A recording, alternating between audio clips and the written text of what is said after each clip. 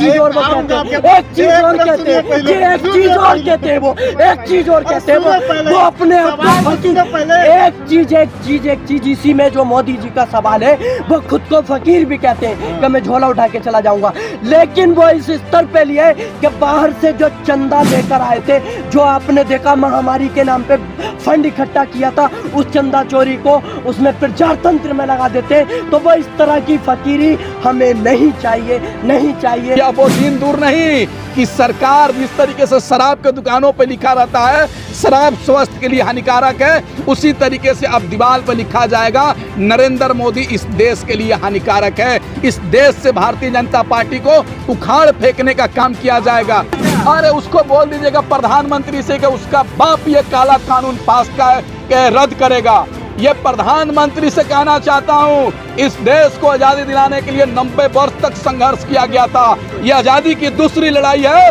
5 वर्ष भी अगर बॉर्डर पे बैठना पड़ेगा हम बैठेंगे, ये कानून रद्द करवा कर ही जाएंगे। अगर सरकार नहीं सुनेगी तो लॉकडाउन को खुल गया है, अब दिल्ली भी पहुंचने का काम करेंगे और प्रधानमंत्री के छाती पर चढ़कर जो लोग पढ़े लिख के डिग्री ले रहे हैं वो पकौड़ा तले, और जो बड़े बड़े जुर्म करे, जो तड़ी पार है वो देश चलाए। जब देश तड़ी पार चलाएगा, चाय बेचने वाला चलाएगा और ये ढोंगी बाबा चलाएगा, तो देश और प्रदेश की हालत ऐसी ही होगी ना।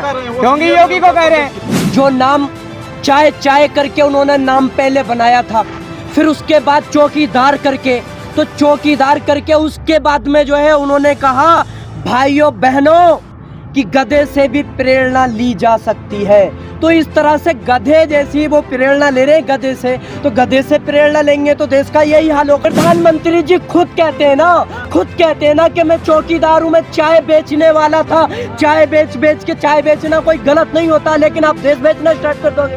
चाय बेचते बेचते आप कहते हो कि मैं चौकीदार हूँ। चौकीदार कैसी हो रही है? हमें जो खुद गद्दार है वो खुद हमको गद्दार कहता है, जो खुद गद्दार है वो हमी को गद्दार कहता है, हमी को हर घटना का जिम्मेदार कहता है। और अयोध्या में चंदा चोरों ने करोड़ों की चोरी की और खुद को वो कैसा चौकीदार कहता है। कैसी चौकीदारी है? उत्तर प्रदेश में ढोंग मचाए हुए हैं। उन सब चीजों को भूलने के लिए एक नया कानून आ गया, जनसंख्या नियंत्रण कानून। लोगों को उसमें उलझाना चाहते हैं। क्या योगी जी, जनसंख्या नियंत्रण कानून लाने से उत्तर प्रदेश का विकास हो जाएगा, युवाओं को रोजगार मिल जाएगा, महंगाई कम हो जाएगी? तो मैं इस जनसंख्या कानून का समर्थन करता हूँ। ये सरकार किसान विरोधी है, युवा विरोधी है, महिला विरोधी है, गरीब विरोधी है।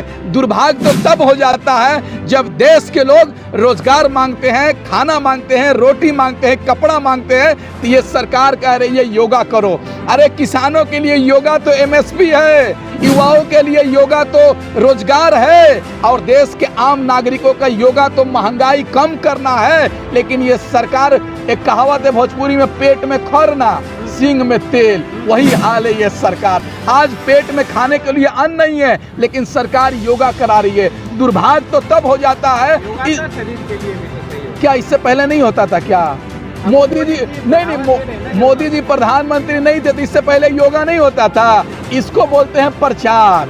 देश में लोग मर रहे हैं कोरोना महामारी से, जिनकी रोजगार चली गई कोरोना महामारी में, जिनकी नौकरी चली गई कोरोना महामारी में, जिनकी व्यापार बंद हो गई कोरोना महामारी में, जिनके ठेली रेवड़ी बंद हो गए कोरोना महामारी में, लेकिन सरकार उनके लिए एक शब्द बोलने का काम नहीं किया, उनको पुनः रोजगार दिलाने का एक शब्द बोलने का काम नहीं किया, बल्कि ये तो सरकार बड़े बड़े बैनर लगाकर प्रचार कर रही है।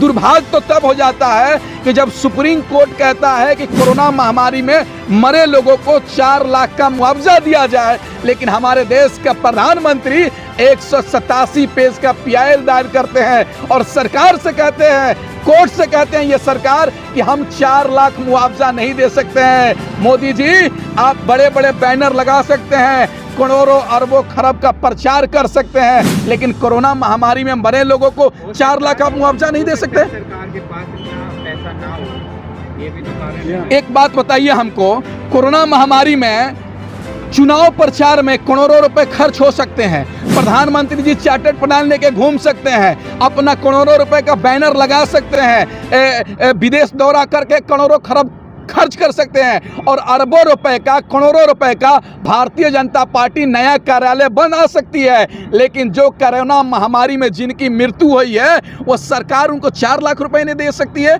ये सरकार की नीति और नियत पर सवाल उठती है कि ये सरकार की नीति और नियत दोनों गंदी है। ये सरकार गंदी राजनीति करने का काम कर रही है कि देश के आम नागरिकों के बारे में नहीं सोचकर बड़े कॉरपोरेट घराने के बारे में सोच रही है।